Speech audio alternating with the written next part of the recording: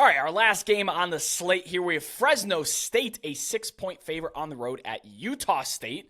This game carries an over-under 57 points and kicks off Friday night at 8 p.m. Eastern on CBS Sports Network, the rightful home to all late-night Friday night games. Kelly, I love games on CBS Sports Network. Something about it just tickles me. It's great. And the Mountain West is it's a good home for the Mountain West. Like, you associate Yes. CBS Sports Network with the Mountain West and the Mountain West with CBS Sports Network. So I agree. Absolutely. The under in this game took a lot of action on Tuesday. That was down from 60.5, like I said, down to 57. This could be something to do with it, though. Quarterback Mikey Keene went down with an injury in Fresno State's loss to Wyoming. I'm not sure if he's going to be playing in this game or what the severity of it is yet. Jeff Tedford came out on Monday and said, yeah, it's an ankle injury, and that's about all we know. So we're kind of waiting to see on that. Again, fire up the old Twitter machine, figure out if he's playing or not if you are listening to this here. This is a short week, though, even though it's only 1 day less, but still a short week, so it would be tough to get him back in the driver's seat right away. If you're looking at his reserve, Logan Fife, he's not the best backup. He had 2 touchdowns, 6 interceptions, 7 turnover-worthy plays in 4 starts last year. The team went 2-3, but they scored fewer than 21 points in 4 of the 5 games in which Fife was the primary game, including the other game where Jake Hayner went out. He went 7 for 11 for 68 yards, a touchdown, and a pick against Wyoming last week trying to play catch-up. Now, in the backfield, running back Malik Sherrod has been taking over as the lead running back role. He's been evolving into a more lead running back role, and he's been pretty efficient. 6.4 carry, he went for 123 yards against Nevada. He goes against Utah State's defense that's 124th in rushing success rate, so he gets a little bit of a softer test this week. Quarterback McKay Hillstead for Utah State left week 5 and did not play in week 6. He's to be determined whether or not he's going to play. I don't think there's a huge difference between him and Cooper Lagasse, though. So pick and take. Lagasse is a pretty good athlete, pretty good runner.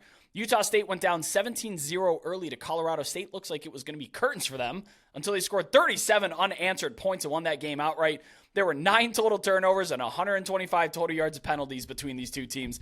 It was a fun game, but certainly one to the bane of the existence of people that enjoy clean football. Utah State also lived and died by the long plays. They had touchdowns of 76, 51, 48, 24, and 19 yards. So there were no punch it in from the 2-yard line scores for the Aggies in this one. They actually have the 8th most 20-plus yard plays on the season so far. Pretty explosive. Fresno State's defense, on the other hand, has allowed the 12th fewest 20 or more yard plays. Now, can Utah State's offense operate without those explosives? They're 60th nationally in success rate, so the numbers say sometimes, not always. You certainly can't hang your hat on that.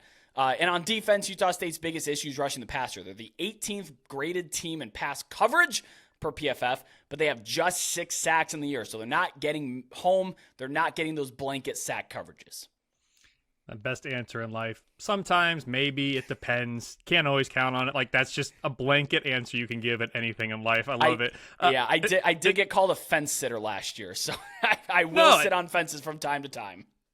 Well, listen, I talk in probabilities, Brett. Like, that allows me to talk out both sides of my mouth at the same time and never be wrong. So I get it, man. It's an art, yes, but it depends. The best answer you can give, it's always the answer in econ, too. One of my professors told me that a very long time ago. I forget the subject matter now. But anyway, this game has a watchability score of 5.9. Here's the list of teams, Brett, that have fallen in Laramie, Wyoming this season. It's Texas Tech, Portland State, App State, New Mexico, and after last week, Fresno State.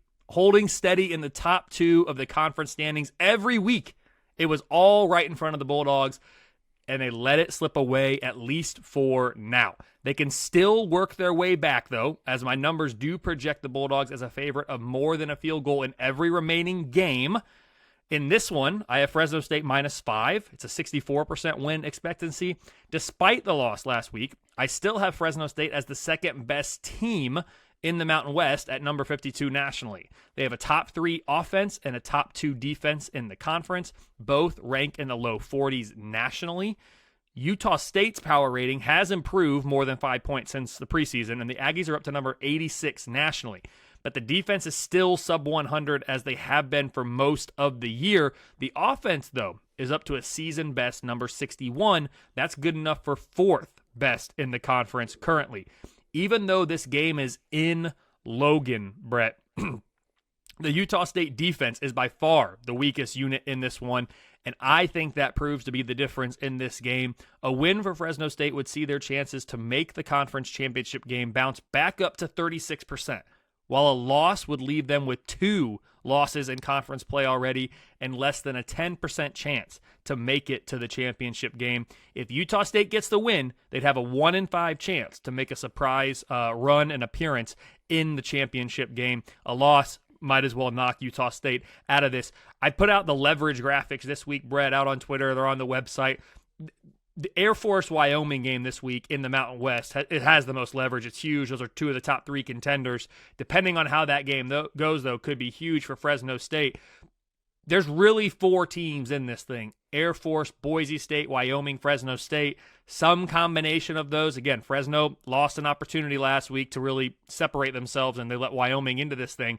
But I'm excited for this Mountain West race.